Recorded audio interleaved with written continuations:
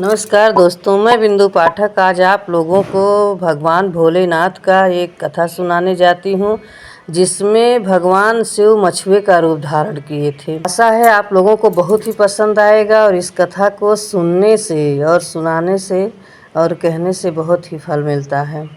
बोलिए भगवान भोलेनाथ की जय। एक बार भगवान शिव कैलाश पर्वत पर वेदों का रहस्य पार्वती को समझाने लगे। पार्वती बड़े ध्यान से सुन रही थी, किंतु बीच बीच में वे ऊँघने भी लगती थीं। जब बहुत प्रयत्न करने पर भी पार्वती अपने मन को एकाग्र न रख सकी तो शिव क्रोध में आकर बोले, पार्वती यह क्या हो रहा है?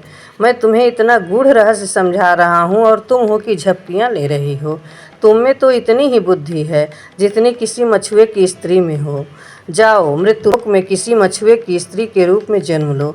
शिव के शाप से पार्वती उसी क्षण वहाँ से गायब हो गईं। बाद में वे शिव को बहुत पछतावा हुआ कि यह मैंने क्या किया। जिसका स्नेह मेरे लिए अगाध था, उसी का मैंने आवेश में आकर त्याग कर दिया। शिव की मनोदशा उनके परम सेवक नंदी से छिपी न रह सकी। वह सोचने लगा, स्वामी बहुत बेचैन हैं माता पार्वती के बिना। जब तक माता लौटेंगी नहीं, स्वामी को चैन नहीं पड़ेगा। उधर पार्वती मृत्युलोक में पहुंची और एक शिशु बालिका के रूप में पुन्नई वृक्ष के नीचे लेट गईं। थोड़ी ही देर में पुरवर कबीले के कुछ मछुए अपने सरदार के साथ वहां से गुजर रहे थे तो उनकी नज़र उस शिशु बालिका पर पड़ी। सरदार ने बालिका को उठाया और उसे भगवान का भेजा प्रसाद समझकर अपने घर ले आया।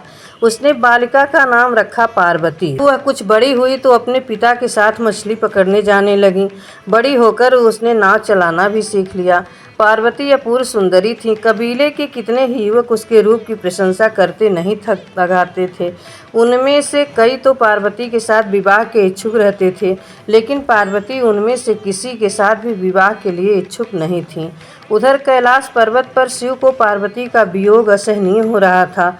एक दिन उन्होंने अपने मन की व्यथा नंदी से कह डाली। बोले, नंदी, मैं रात दिन पार्वती के बिना बहुत बेचैन रहता हूँ और मैं उस घड़ी को कोसता रहता हूँ जब मैंने गुस्से में आकर पार्वती को शाप दे दिया था।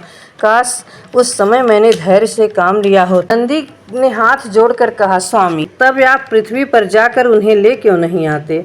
कैसे लाऊं नंदी? उसका विवाह तो किसी मछुए से होगा। शिव के मुंह से कराह सी निकली। शिव के मन की व्यथा जानकर नंदी विचार करने लगा कि मुझे कोई ऐसा जतन करना चाहिए जिससे स्वामी को मछुआ बनना पड़े। यह विचार करके नंदी ने एक बहुत बड़ी मछली का रूप धारण कर लिया और उस तट की ओर चल पड़ा जिधर परवर कबीले के मछुआरे रहते थे। वहां पहुंचकर मछली बने नंदी ने मछुआरों के बीच आतंक फैला दिया। मछुआरे जल में अपने जाल डालते तो मछली उनके जालों को काट डालती, उनकी नावें पलट देती। मछली का आतंक जब ज़्यादा ही बढ़ गया तो कबीले के मुखिया ने घोषणा कर दी, जो भी आदमी इस मछली को पकड़ लाएगा उसी के साथ मैं अपनी बेटी का विवाह कर दूंगा। अनेक युवकों ने उस मछली को पकड़ने की कोशिश की, लेकिन असफल रहे। असहाय होकर मछुआरे सरदार ने शिव की शरण ली। हे दया के सागर, हे कैलाशपति, हमें इस मछली से छुटकारा दिलाओ। मुखिया की बेटी ने भी शिव की आराधना करते हुए कहा, हे सदाशिव, हे प्रलयंकर, हमारी सहायता करो। अब तो हमारे तुम्हारा ही सहारा है प्रभु। शिव ने उनकी पुकार सुनी। एक मछुए का भेष बनाकर वे मुखिया के पास पहुँचे। उन्होंने मुखिया से कहा, मैं उस मछली को पकड़ने के लिए यहाँ आया हूँ।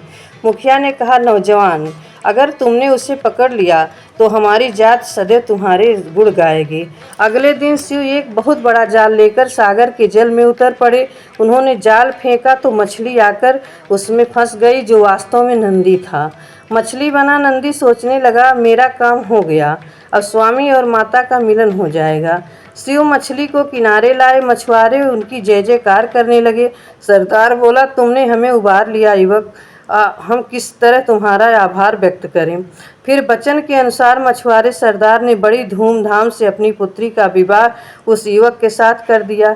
मछुआरे शिव और मछुआरनी पार्वती के विवाहोपरांत नंदी अपने असली रूप में प्रकट हो गया और उन्हें अपनी पीठ पर बैठाकर कैलाश पर्वत ले आया। शिव की अंतर्वेदना दूर हो गई और पार्वती शाप से मुक्त हो गई। जीवन चक्र पहले की ही तरह चलने लगा। बोलिए भगवान भोलेनाथ की जय, माता पार्वती की जय।